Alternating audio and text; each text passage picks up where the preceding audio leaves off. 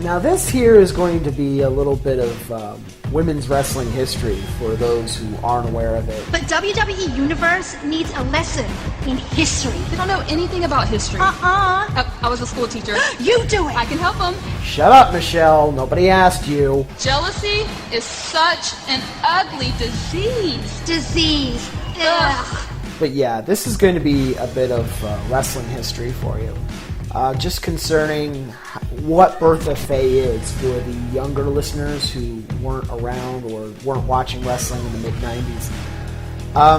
Bertha Faye is a wrestler named Rhonda Singh, whose major claim to fame before coming to WWE was in Japan as a character known as the Monster Ripper. Aja Kong! Everybody's seen me beat you! I finished you up in front of everybody here in Tokyo! Aja Kong, you're nothing to me! Give you 5 more minutes, 10 more years! You can't beat me! You're a stepping stone to Bull Nakano! If you get in my way, I will break you up like I did today! Ah! Now, Monster Ripper has some similarities to Awesome Kong in the sense that she was just like this big, powerful monster woman. I think she was a little wilder than Kong, and her purpose in Japan, she basically feuded with the other big kind of monster women there, Bull Nakano and Aja Kong, and she was a bigger attraction there.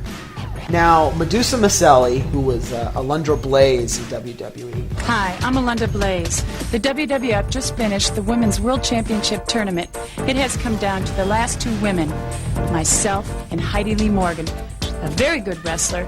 I have enough confidence to be the champion. Vince McMahon, for some reason, wanted to try to make Alundra Blaze like a Hulk Hogan-like character for women's wrestling. The problem was Alundra Blaze didn't have the charisma for it, and she didn't really have the look for it either. And I know that some people will be like, well, why are you being overly critical of Alundra's look? And it's like, Hulk Hogan worked because he had both the physical gifts and the aesthetic gifts. He was very charismatic. He was able to manipulate crowds. He also looked like $1 million. He was 300 some odd pounds. He was built like a Greek god. The Brooklyn Brawler could not have been Hulk Hogan, and Alundra Blaze could not have been Trish Stratus. Because of that, Alundra didn't really work out in the long run. But one of the smart things that WWE did with Alundra Blaze was at Medusa's behest was that they brought in the big Japanese monsters. They brought over Bull Nakano, they brought over Aja Kong, and they brought over Monster Ripper to face off and bring some credibility to women's wrestling in the WWE, which also didn't work. It didn't work for a couple reasons. Number one, Japanese wrestling does not translate well to America.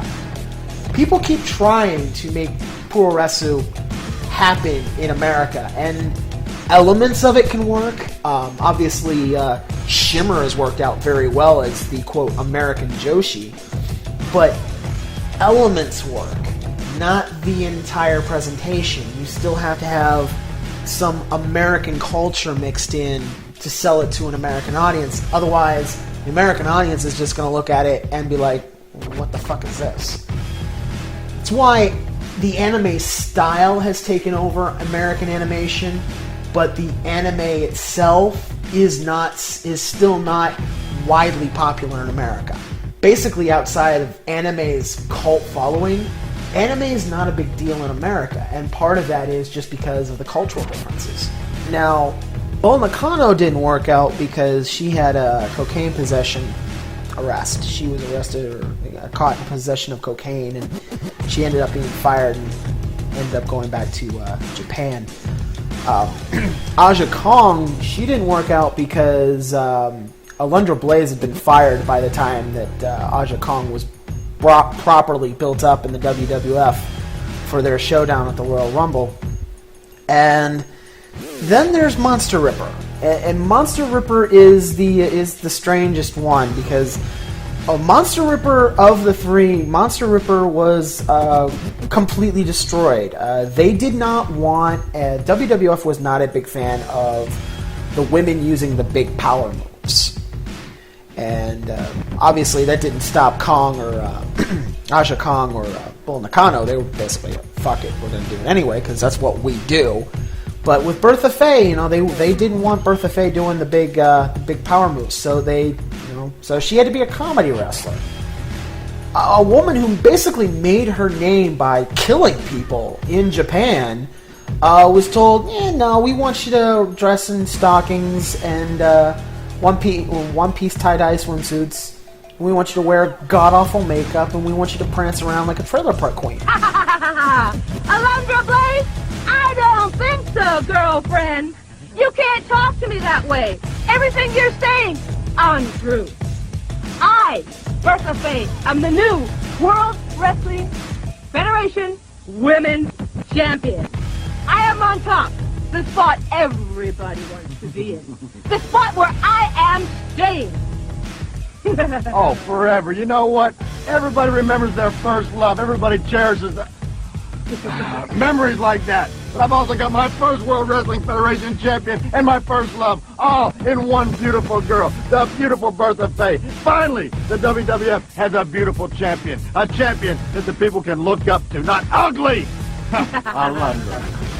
And this embarrassment of a gimmick put a really bad stain on the state of women's wrestling in America.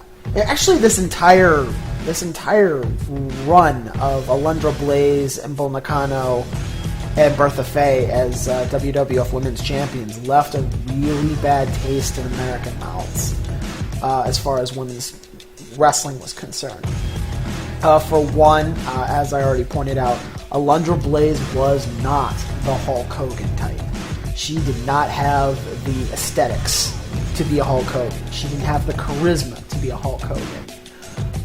Following that, everybody remembered Bull Nakano and Bertha Faye. They didn't remember Alundra Blaze. They didn't remember the hero. They remembered the villains. And the villains were either this kind of monstrous woman who held the WWF Women's title for 5 months, or this complete joke of fat-ass trailer park chick who couldn't pull off the simplest of move because she wasn't allowed to do the moves that made her popular and a dominant force in Japan. And because of this, we end up with our negative stereotypes in women's wrestling of the big fat woman who is basically just screams into the camera.